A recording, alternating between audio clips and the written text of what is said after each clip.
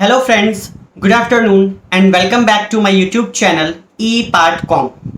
So friends, मैंने अपनी last video में जो डिस्कस किया था कॉस्ट अकाउंटिंग में वो हमने मटेरियल कंट्रोल डिस्कस किया था, जिसमें हमने concepts of material control, method of material control, stock levels, techniques of inventory control और हमने मेथड ऑफ प्राइसिंग इशू, ठीक है, ये हमने किया था, जिसमें हमने LIFO, FIFO, weighted average, simple average method, काफ़ी सारे मेथड्स हमने डिस्कस किए थे.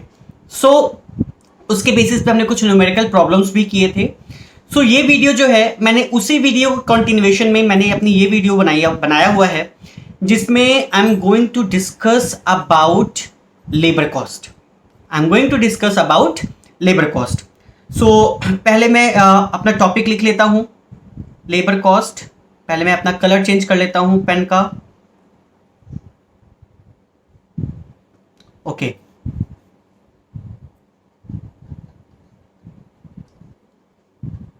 Labour cost. सबसे पहले तो हमें पता लगाना है, you should know the meaning of labour. हम जब भी लेबर कॉस्ट पढ़ेंगे तो हमको लेबर का मतलब पता होना चाहिए कि लेबर कैसा. ये क्या सिंपल सा क्वेश्चन आप पूछ रहे हो. लेबर मतलब जो आदमी हमारे यहाँ काम कर रहा है, जो एक ह्यूमन है, जो अपना एफर्ट लगा रहा है, वो हमारा क्या है, लेबर है. तो मैं कहूँगा कि हाँ वो लेबर तो है, बट एक प्रॉपर इसको डिफाइन करना है कि लेबर क्या है. तो labour refers to the human effort which is used in the production process और which is used in the provision of services. मतलब कि कोई भी ह्यूमन एफर्ट है which is used in the human process, या कोई स्किल है, whatever human effort, whatever human skill, whatever his expertise is used in the production process, that is your labor. ठीक है, ऐसा नहीं है कि कोई सिर्फ क्या कहते हैं मेंटल वर्क कर रहा है तो उसको हम लेबर नहीं कहेंगे. That is also a labour. Labour means अगर कोई फिजिकल वर्क कर रहा है तो वो भी लेबर है, कोई मेंटल वर्क कर रहा है तो वो भी लेबर है, कोई अपना एक्सपर्टीज के थ्रू कुछ कॉपीराइट्स या कोई पेटेंट्स हमारे लिए डेवलप किया है तो वो भी हमारा क्या है, वो हमारे लिए लेबर होगा. तो labour means, labour refers to the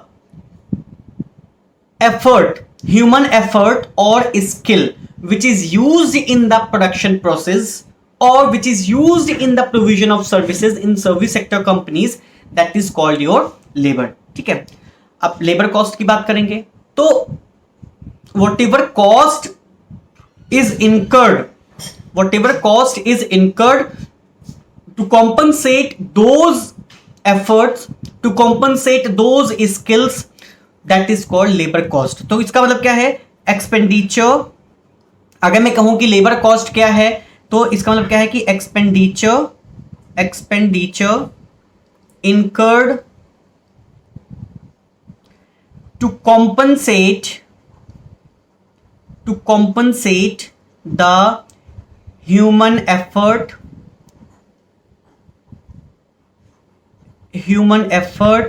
human skills for the production of goods and services. ठीक है, तो इसका क्या मतलब है कि जो भी हम कॉम्पनसेशन के लिए उनको पे कर रहे हैं, उनको कॉम्पनसेट करने के लिए जो भी एक्सपेंडिचर्स हम इनकर कर रहे हैं या जो भी हम कॉस्ट बियर कर रहे हैं, that is called your labour cost. अब लेबर कॉस्ट जैसा कि मैंने पहले भी डिस्कस किया हुआ है, that there are two types of labour cost. अगर मैं लेबर कॉस्ट को फर्दर डिस्कस करूं तो there are two types of labour cost. Direct cost means direct labour cost and indirect labour cost. Sir ये direct labour cost और indirect labour cost क्या है? तो ठीक है फ्रेंड्स, मैंने अपने पहले की वीडियोस में भी इन चीजों को बहुत अच्छे से डिस्कस किया हुआ है कि डायरेक्ट लेबर कॉस्ट क्या है और इनडायरेक्ट लेबर कॉस्ट क्या है. बट स्टिल मैं, क्योंकि लेबर का चैप्टर चल रहा है, लेबर कंट्रोल का चैप्टर चल रहा है, तो it is my duty to explain it again.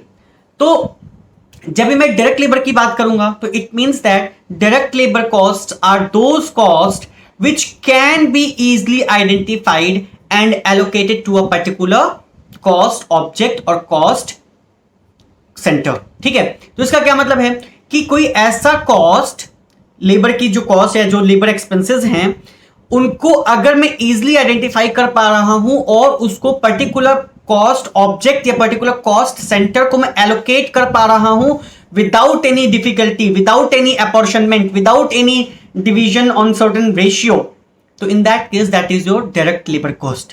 And indirect labor costs are those labor costs which cannot be easily identified and allocated to a particular cost object or cost center. Sir definition तो ठीक है, इसको हटाओ, example देकर के समझाइए. Okay, मैं example दे रहा हूं.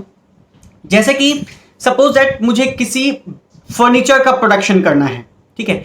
अब उस फर्नीचर को बनाने के लिए जो कारपेंटर हमने इन्वॉल्व किया हुआ है, तो whatever wages are paid to those carpenters या whatever wages are paid to that carpenter, that wage is your direct labor cost. because हम उसका सारा का सारा वेज उठा करके उस पर्टिकुलर फर्नीचर की कॉस्ट में ऐड कर सकते हैं. हमने क्या किया, उसकी पूरी की पूरी कॉस्ट को उठा करके उस particular furniture, suppose that furniture में बेड है, तो मैंने उस बेड की कॉस्ट में ऐड कर दिया.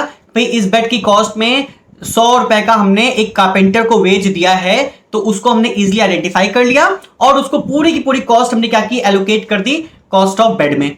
What about your indirect labour? अगर कोई वॉचमैन है, कोई मैनेजर है, उसकी जो सैलरी है, अब ये नहीं कह सकता मैं कि पूरी की पूरी वॉचमैन की जो सैलरी है वो मैं पूरी बेड को ही दे दूं, क्योंकि उसी फैक्ट्री में बेड भी मैन्युफैक्चर हो रहा है, उसी फैक्ट्री में डाइनिंग टेबल भी मैन्युफैक्चर हो रही है, उसी फैक्ट्री में सोफा भी मैन्युफैक्चर हो रहा है. तो अब हमको ये पता लगाना है कि भाई वो जो हमने वॉचमैन को पेमेंट किया है उसमें से कितना परसेंट हमको बेड को एलोकेट करना है, अपॉर्शन करना है, कितना परसेंट हमको सोफा को अपॉर्शन करना है, कितना परसेंट हमको डाइनिंग टेबल को अपॉर्शन करना है. तो वहां पर क्या है, it means that there should be an apportionment of those labour cost means watchman salary on certain basis. अब वो जो भी बेसिस होगा वो हम आगे डिस्कस करेंगे, जब हम ओवरहेड कॉस्ट पढ़ेंगे वहां पे हम अपॉर्शनमेंट करेंगे. तो इसका क्या मतलब है कि वहां पर हमने वॉचमैन की जो सैलरी थी उसको मैं इजीली एलोकेट नहीं कर पा रहा हूं पर्टिकुलर कॉस्ट ऑब्जेक्ट को. There should be division of those labour cost on certain basis, तो that is your indirect cost. जब भी किसी कॉस्ट को मैं इजीली आइडेंटिफाई करके इजीली उसको एलोकेट नहीं कर पा रहा हूं पर्टिकुलर कॉस्ट ऑब्जेक्ट में, तो वो हमारी क्या है, इनडायरेक्ट कॉस्ट है. और इजीली आइडेंटिफाई करके इजीली एलोकेट कर पा रहा हूं किसी पर्टिकुलर कॉस्ट ऑब्जेक्ट या कॉस्ट सेंटर को, तो that is your direct labour cost. ठीक है, तो ये तो फ्रेंड्स हमारा कॉन्सेप्ट था direct and indirect labour cost का. ठीक है, इसमें हमको जो पढ़ना है that is labour control, that is labour cost control.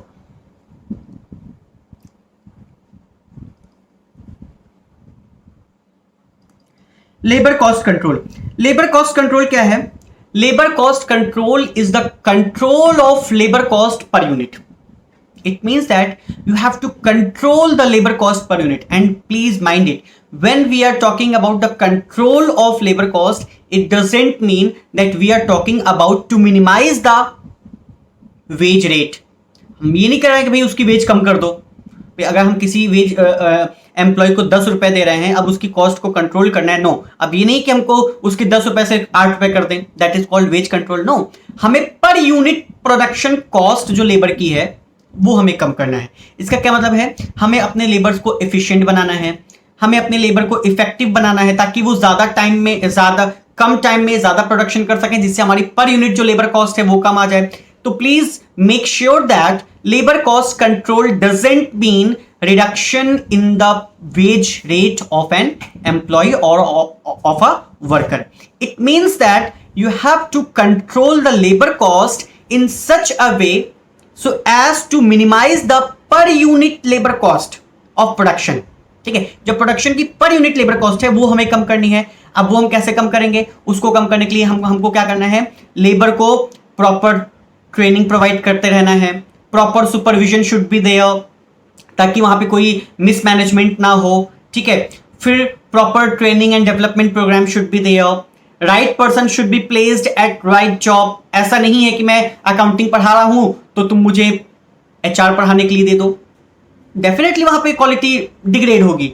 If an accounting teacher is given a task to teach the HRM, human resource management, या is given a task to teach the marketing management, then definitely ना उसका syllabus complete हो जा पाएगा timely, ना उसकी quality होगी। बच्चे कुछ क्वेश्चन पूछेंगे, वो 2 दिन घर पे पढ़ के तीसरे दिन आके बता पाएगा, वो भी बच्चों को सेटिस्फाई नहीं कर पाएगा। तो वहां पर क्या है कि वेज तो पूरी ले रहा है बट वो काम according up to the mark नहीं कर पा रहा। तो इसका क्या मतलब है, right person should be placed at right job, proper training and development facility should be there, ठीक है। और उसके बाद क्या है, proper supervision should be there, ठीक है।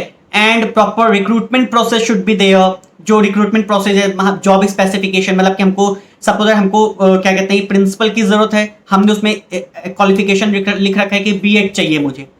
अब किसी ऐसे पर्सन को मैं ले रहा हूं जिसके पास बीएड नहीं है, तो वहां पर क्या है कि वहां पे प्रॉपर रिक्रूटमेंट प्रोसेस नहीं है। तो proper recruitment process should be there, जो एलिजिबिलिटी कंडीशंस हैं, जो रिक्वायरमेंट्स हैं, दोज रिक्वायरमेंट्स और एलिजिबिलिटी शुड बी फुलफिल्ड। तो these are some methods which can help in the labor cost control, which can help in the labor cost control। Labour budget है, हमको proper labour budget भी बनाना है कि कितना हमारा expenditure हमारा एक्सपेक्टेड है लेबर्स के लिए, ठीक है।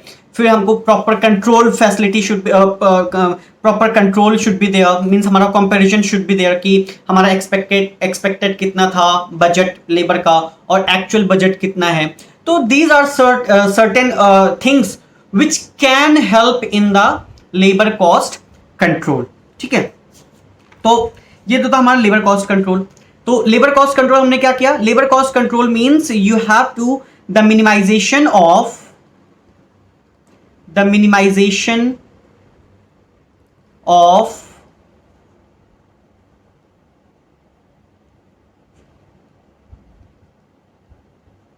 लेबर कॉस्ट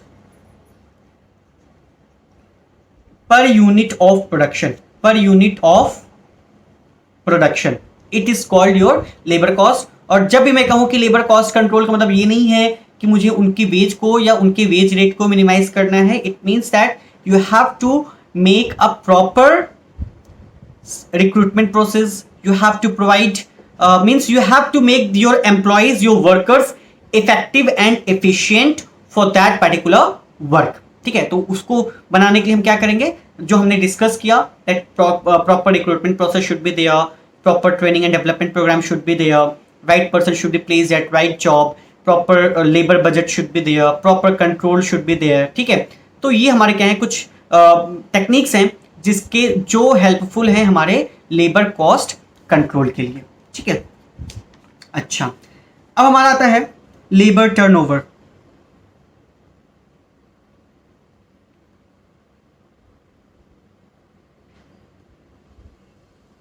लेबर टर्नओवर जो है बहुत ही इंपॉर्टेंट है और बहुत ही सिंपल सा टॉपिक है और बहुत इंपॉर्टेंट है। What do you mean by labour turnover? Labour turnover क्या होता है? तो अगर मैं कहूं कि भाई लेबर टर्नओवर क्या है, तो सिंपली मैं ये कह सकता हूं कि भाई स्टार्टिंग ऑफ द पीरियड और एंड ऑफ द पीरियड में जो लेबर्स के नंबर चेंज हुए हैं, that is called labour turnover. मतलब कि स्टार्टिंग में कितने थे और एंड में कितने हैं, अगर मैं उन दोनों के बीच में कुछ चेंजेस आ रहे हैं तो that is called labour turnover. तो इट मींस दैट अगर मैं कहूं, अगर इसको डिफाइन करने के पॉइंट ऑफ व्यू से मैं बोलूं कि what do you mean by labour turnover, तो labour turnover means it is the rate of change in the composition of labour, number of labours, ठीक है। तो it is a rate in the change in the composition of labour in the beginning and in the end of the period. इसका क्या मतलब है कि starting से लेकर के एंड तक में, पीरियड के एंड तक में जिस रेट पे हमारे लेबर के कंपोजिशन में या जो उनका नंबर है उसमें जो चेंजेस आए हैं, that is called labour turnover. Suppose that at the starting of the month हमारे पास 10 लेबर्स थे, at the end of the month हमने देखा कि हमारे पास 15 लेबर्स हैं। तो वहां पर क्या है, जो रेट ऑफ चेंज है, किस रेट से चेंज हुआ है, that rate is called labour turnover, ठीक है। तो अगर मैं कहूं कि लेबर टर्नओवर क्या है, तो labour turnover means the rate of change in the composition of labour between two periods. अब वो दो पीरियड कोई भी हो सकता है, स्टार्टिंग एंड हो सकता है या मंथली एनुअली कुछ भी हो सकता है। तो the rate of change in the composition of the labour forces between two periods is called labour turnover. तो लेबर टर्नओवर अगर मैं डिफाइन करना चाहूं और मैं यहां पे लिखना चाहूं तो मैं क्या लिखूंगा, मैं लिखूंगा labour turnover means LTR refers to the rate of change change in the composition, composition का मतलब क्या है, नंबर, जो उनका कॉम्पोजिशन है, इन the composition of labour forces between two periods, between two periods, दो पीरियड्स के बीच में, दो टाइम इंटरवल्स के बीच में हमारे किस रेट पे नंबर ऑफ लेबर्स या कॉम्पोजिशन ऑफ लेबर्स चेंज हुए हैं, that rate is called labour turnover. ठीक है, तो ये लेबर टर्नओवर एक बेसिक सी डेफिनेशन थी लेबर टर्नओवर की भी। क्या है, मैंने कहा कि दो पीरियड्स के बीच में, दो टाइम इंटरवल के बीच में जिस रेट पे लेबर का कॉम्पोजिशन या उनकी स्ट्रेंथ या उनका नंबर जो चेंज हो रहा है, that is called labour turnover. Now what are the causes, क्या कॉजेज हो सकते हैं?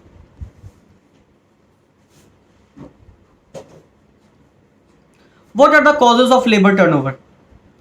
भाई क्या कॉजेज हैं लेबर टर्नओवर के?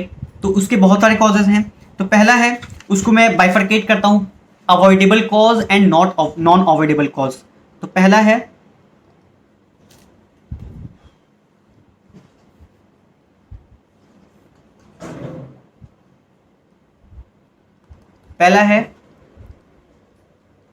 अवॉइडेबल एंड सेकंड है अनअवॉइडेबल।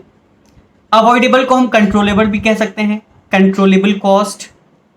कंट्रोलेबल कॉस्ट मतलब क्या है, those cost which can be controlled, मतलब हम उस लेबर टर्नओवर को क्या कर सकते हैं, कंट्रोल कर सकते हैं, वो हमारे विद इन द विसिनिटी है, वो हमारे कंट्रोल में है, वो हमारे वश में है कि हम उसको कंट्रोल कर सकते हैं। अनअवॉइडेबल का मतलब क्या है, अनकंट्रोलेबल। अनकंट्रोलेबल, अनकंट्रोलेबल का मतलब जिसको हम कंट्रोल कर ही नहीं सकते, जिसपे हमारा कोई भी वश नहीं है, कुछ ऐसे फैक्टर्स हैं जिसको हम अवॉइड ही नहीं कर सकते, जो कि हमारे हाथ में है नहीं। अच्छा, अवॉइडेबल में क्या है, पहला तो है फॉल्टी सिलेक्शन। अवॉइडेबल में क्या है, पहला तो है faulty selection, faulty selection, lack of proper training facilities, lack of proper training facilities. इसका क्या मतलब है कि कोई सपोज दैट मैंने अपने ऑर्गेनाइजेशन में, मेरा एक एजुकेशनल इंस्टीट्यूशन है, मैंने कुछ टीचर्स को रिक्रूट किया, बट मैं उनको प्रॉपर ट्रेनिंग प्रोवाइड नहीं कर पा रहा हूँ और उनकी क्वालिटी पे मैं उंगली उठा रहा हूँ। तो it means that without proper training and development programme you can not blame that employee. ठीक है, अब क्या करेंगे वो, जाहिर सी बात है वो परेशान होंगे, they will leave your, means they are forced to leave your institution. उनके ऊपर एक प्रेशर होगा, भाई वो उस प्रेशर में काम नहीं कर सकते हैं, आपने उनको ट्रेनिंग प्रोवाइड नहीं किया। हाँ, but it can be control, अगर आप उसको proper training and development facility provide कर दें तो वो लेबर टर्नओवर को कंट्रोल किया जा सकता है। ठीक है, फिर नेक्स्ट है लो वेजेस एंड अलाउंसेस। बहुत कॉमन सा फैक्टर है लो वेजेस एंड अलाउंसेस, मतलब कि हमारा जो सपोज कोई दो कंपनीज हैं, कंपनी ए में कोई लेबर काम कर रहा है और सेम काम के बदले कंपनी बी में उसको हाई वेज मिल रहा है, तो डेफिनेटली ही will go for company B. तो ए को छोड़ करके वो क्या जाएगा, कंपनी बी में जाएगा। लेकिन हाँ, अगर हम भी बी के बराबर ही अपने वेज को इंक्रीज कर दें, that can be controlled, that can be avoided. ठीक है, फिर नेक्स्ट क्या है, trade union rivalry. Trade union rivalry, trade union की मैनेजमेंट के साथ राइवलरी चल रही है, trade unions they are not satisfied with the management, तो हम उनको सेटिस्फाई कर सकते हैं ताकि वो हमारे ऑर्गेनाइजेशन में बने रहें। फिर क्या है, unsatisfactory work condition. Unsatisfactory work condition या वर्क एनवायरनमेंट। ठीक है, हमारा जो वर्क कंडीशन है वो बहुत ही अनसेटिस्फैक्ट्री है, I am not satisfied with the work condition of the organisation. फिर नेक्स्ट है लॉन्ग वर्किंग आवर्स। एक कॉलेज है जो कि मुझे कहता है सिर्फ 5 घंटा पढ़ाइए, और दूसरे कॉलेज में जहाँ पे मैं जॉब कर रहा हूँ कह रहा भाई 9 से 5 आपको कॉलेज में रहना ही रहना है, आप कहीं नहीं जा सकते, क्लास होना हो बट आपको स्टिल प्रेजेंट रहना है। तो definitely I will prefer for that college who is providing me only 5 hours work. ठीक है, उसमें भी मैं कभी भी आऊँ जाऊँ, कोई रेस्ट्रिक्शंस नहीं है। तो डेफिनेटली लॉन्ग वर्किंग आवर्स भी क्या हैं, हमारे रीजंस फॉर लेबर टर्नओवर हैं। ठीक है, फेवरेटिज्म है, लैक ऑफ इंसेंटिव्स है, लैक ऑफ इंसेंटिव्स है, लैक ऑफ इंसेंटिव, वहां पे हमारा कोई इंसेंटिव प्लान नहीं है। तो these are the some reasons, और भी बहुत सारे रीजंस हो सकते हैं। प्लीज अपनी रियल लाइफ से सोच करके कि आप कहां कहां कैसी कैसी कंडीशन में आप किसी एम्प्लॉय को किसी ऑर्गेनाइजेशन को छोड़ने के लिए तैयार होंगे। तो those are the reasons for your labour turnover. ठीक है, नेक्स्ट है अनअवॉइडेबल। अनअवॉइडेबल, अनअवॉइडेबल जिसको हम नॉन कंट्रोलेबल भी बोलते हैं, जो कि हमारे कंट्रोल में नहीं है। तो उसमें क्या है, death, death of the employee, death और रिटायरमेंट, ये हमारे बस में नहीं है। We can not control the death, we don't have any control over the death of employee. ठीक है, तो डेथ और retirement of an employee, illness और एक्सीडेंट,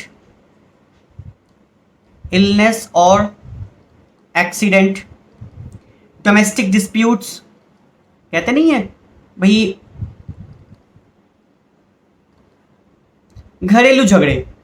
कभी कभी होता है ना कि एम्प्लॉय की काम में वर्क में काम नहीं, सॉरी मन नहीं लग रहा है काम में, तो कहते हैं लगता है पक्का अपनी बीवी से लड़कर आया होगा।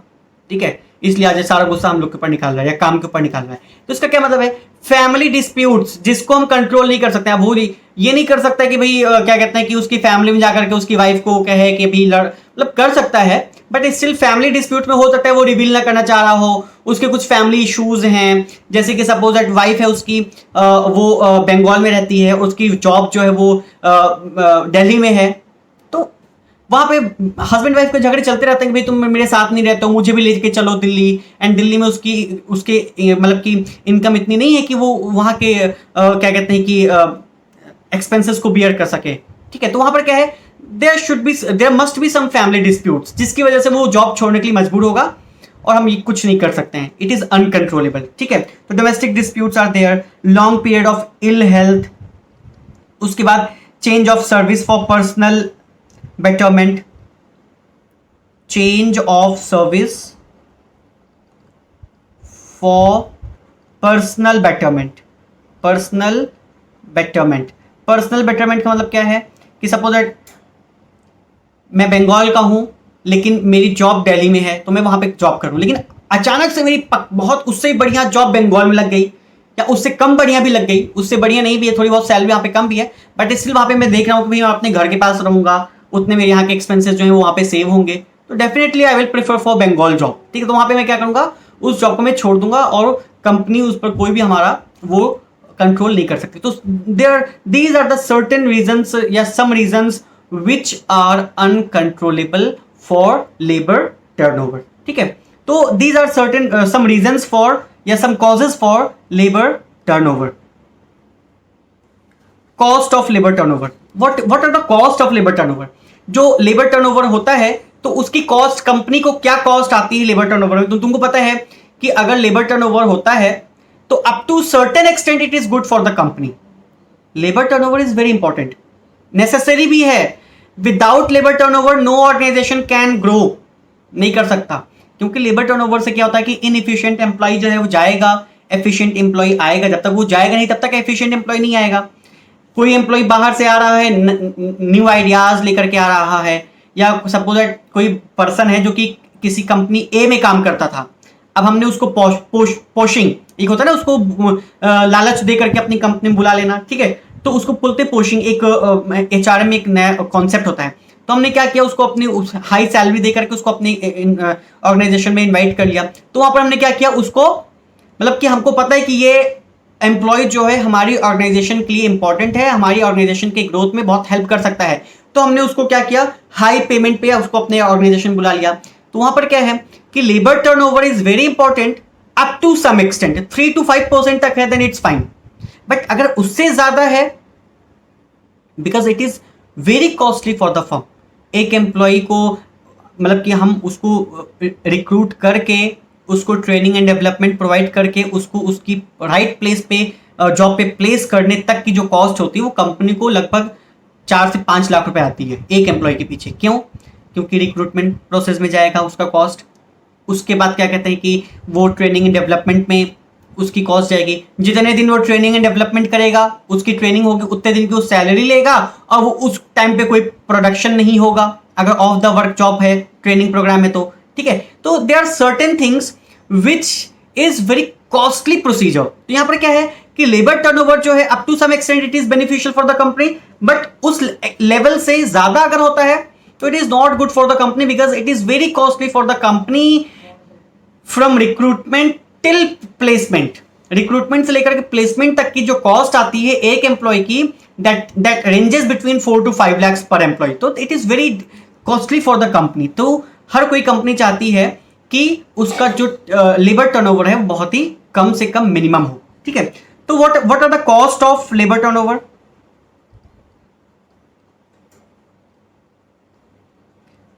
कॉस्ट ऑफ लेबर टर्नओवर, तो उसमें पहला है प्रिवेंटिव कॉस्ट और दूसरा है रिप्लेसमेंट कॉस्ट।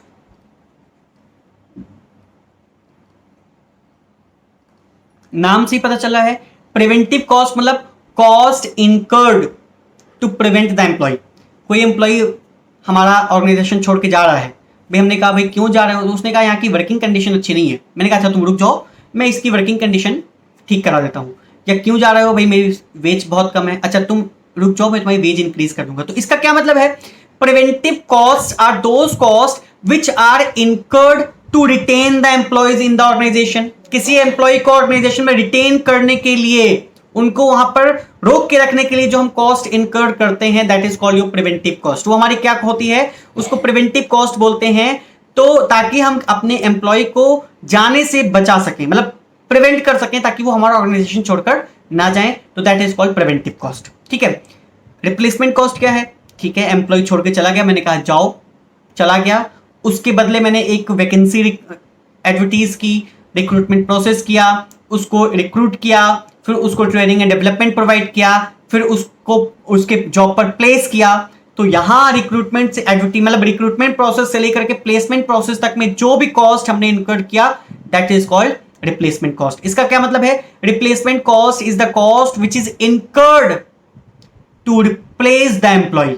वो जो एम्प्लॉय छोड़कर गया है उसकी जगह को रिप्लेस करने के लिए जो नया एम्प्लॉय आया है, उस रिप्लेसमेंट के लिए हमने जो कॉस्ट इनकर्ड की from recruitment to placement, that is called your placement cost, ठीक है, सॉरी रिप्लेसमेंट कॉस्ट। अच्छा, तो ये तो था कॉस्ट ऑफ लेबर टर्नओवर। अब आते हैं मेजरमेंट ऑफ लेबर टर्नओवर। ये बहुत इंपॉर्टेंट है कि हम लेबर टर्नओवर को मेजर कैसे करेंगे, हाउ टू मेजर। मैंने कहा ना 3 to 5% तक नॉर्मल क्या कहते हैं कि लेबर टर्नओवर होता है। मैंने कहा ठीक है 3 to 5% तक है, मिनिमम होना चाहिए, अच्छी बात है।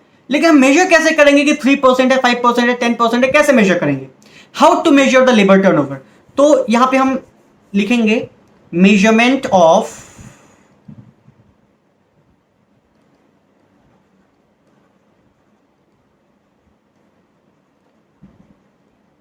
Labour turnover.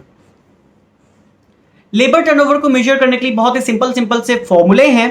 टोटली फॉर्मूला हमको अप्लाई करना है इन ऑर्डर टू मेजर या in order to calculate the labour turnover. सब वो फॉर्मूला क्या है आप प्लीज बता दीजिए। तो ठीक है मैं बता रहा हूं। पहला है labour turnover, measurement of labour turnover using replacement method, sorry पहला है सेपरेशन मेथड। कोई भी सीक्वेंस ले लो, ऐसा कोई जरूरी नहीं है। पहला है सेपरेशन मेथड, पहले मैं मेथड्स लिख देता हूं, फिर एक एक मेथड्स को सारे को एक्सप्लेन करूंगा। दूसरा है replacement method,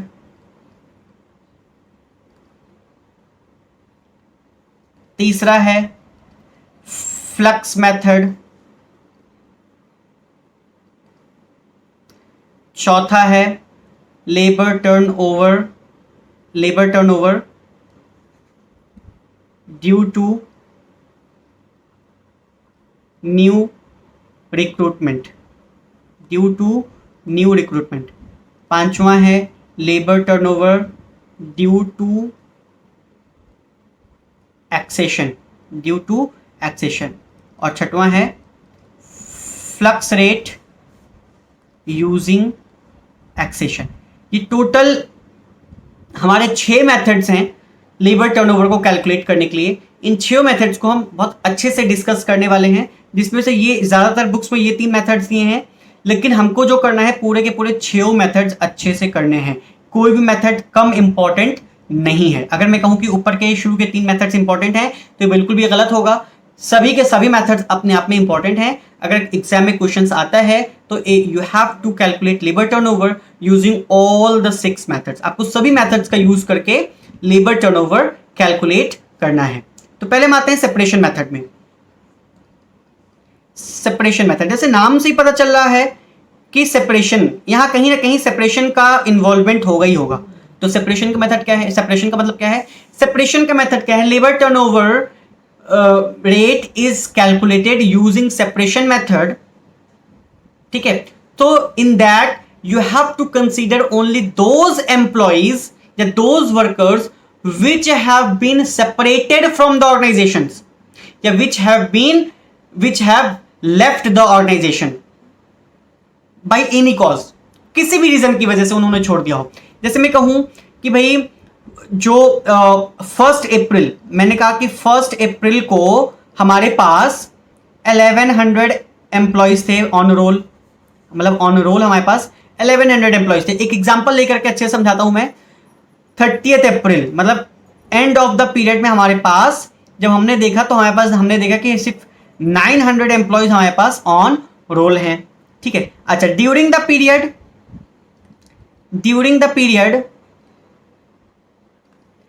20 employees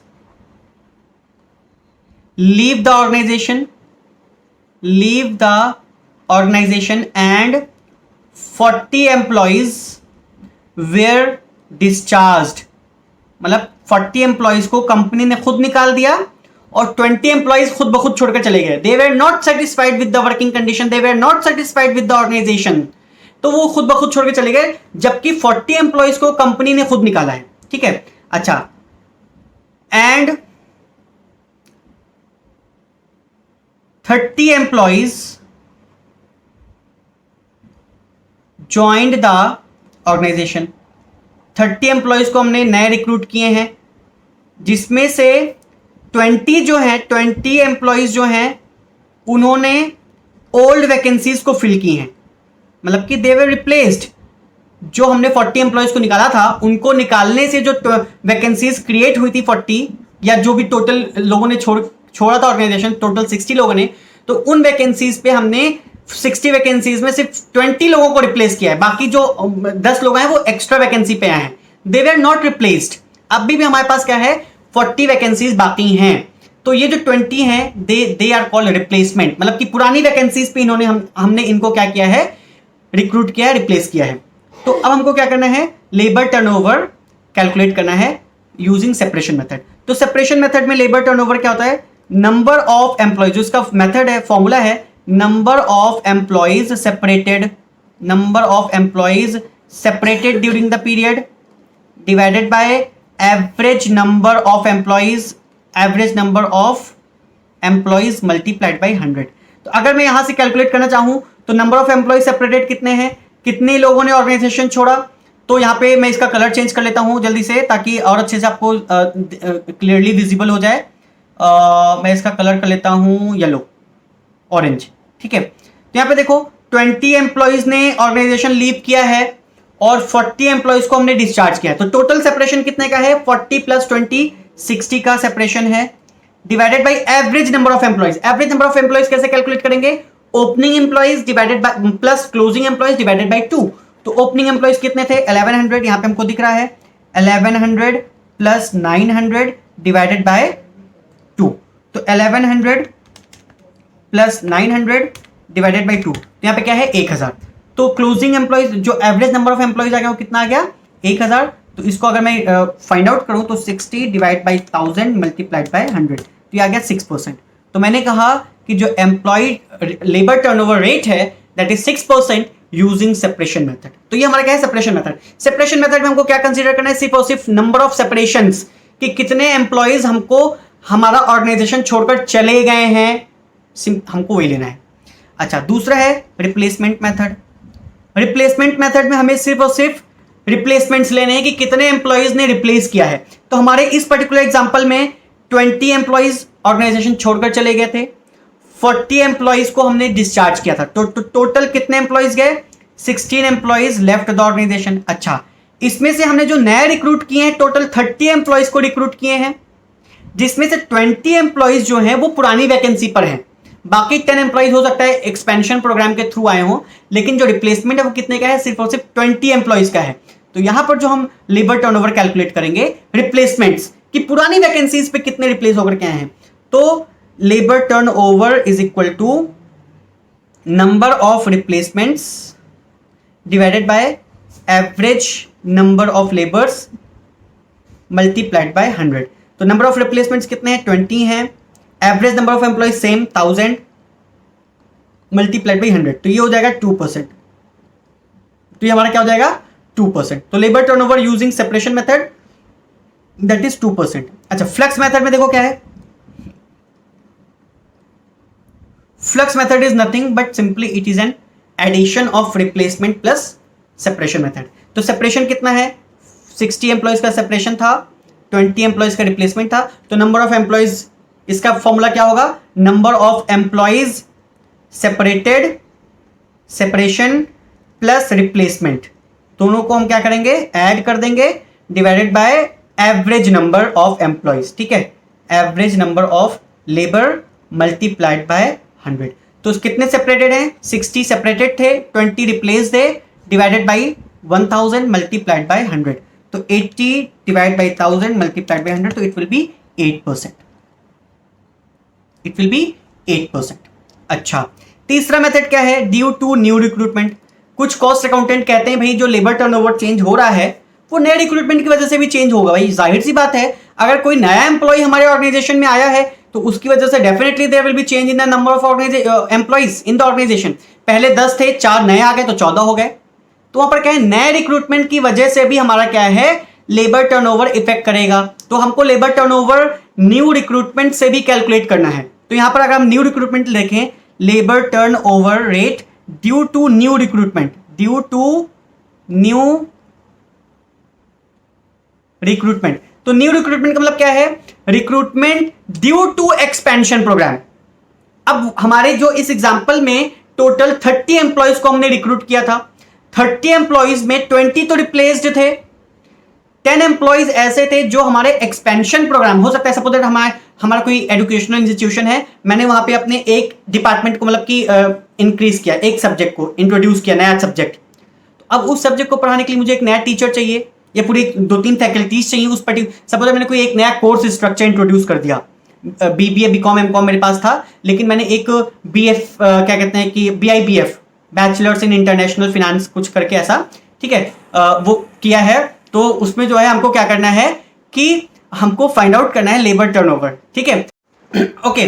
so labour turnover due to new recruitment हम क्या देखते हैं कि ड्यू टू एक्सपेंशन प्रोग्राम, कि एक्सपेंशन प्रोग्राम की वजह से हमारा जो लेबर टर्नओवर है उसमें क्या चेंजेस आए हैं, that is called labour turnover due to new recruitment. तो न्यू रिक्रूटमेंट में हम सिर्फ उन्हीं रिक्रूटमेंट्स को लेंगे जो कि एक्सपेंशन प्रोग्राम के टूवर्ड्स हमारे यहाँ रिक्रूटेड हुए हैं। जैसे हमारे इसी एग्जांपल में अगर मैं देखूं तो मैंने कहा था कि अगर आप पहले एग्जांपल में ऊपर देखेंगे तो यहां पर मैंने लिया है कि